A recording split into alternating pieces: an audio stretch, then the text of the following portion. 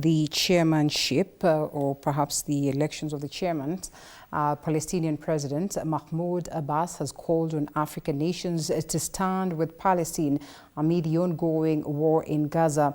His appeal comes as the United Nations intensifies efforts to push for a two-state solution as a way to end the crisis.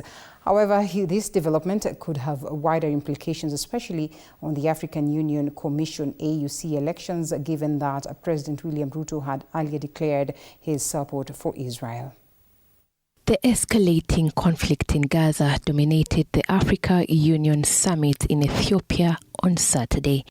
UN Secretary-General Antonio Guterres says a resumption of hostilities must be avoided at all costs as the Palestinian people have suffered for far too long. I welcome efforts by the parties to abide by the ceasefire agreement and urge action for a permanent ceasefire and the release of all hostages. Guterres has also reaffirmed the need for a tangible, irreversible and permanent progress towards the two-state solution, which is an internationally backed formula for peace between Israel and Palestinians. Israel and Palestine living side by side in peace and security. What's, however, keen to observe is the mood at the summit when Secretary-General Antonio Guterres weighed in on the Israel-Palestine war. It was quite evident that the summit was largely occupied by pro-Palestine heads of state, something that might have influenced the outcome of the AUC elections, considering President William Ruto has in the recent past declared his full support for Israel, not forgetting his statement in June 2024 when he endorsed former U.S. President Joe Biden's roadmap to end Israel-Palestine conflict.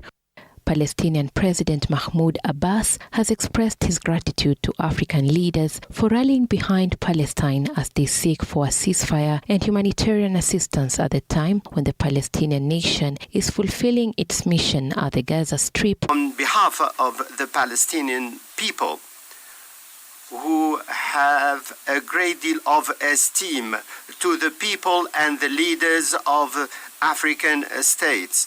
We are proud of our friendship with them. The Palestinian government has stood firm, rejecting the deportation of the Palestinian people from their land, saying the deportation order will escalate the violence in the region. In this regard, we hail the positions of the countries that rejected the calls for deporting our people from their land and stood by our side to defend their rights.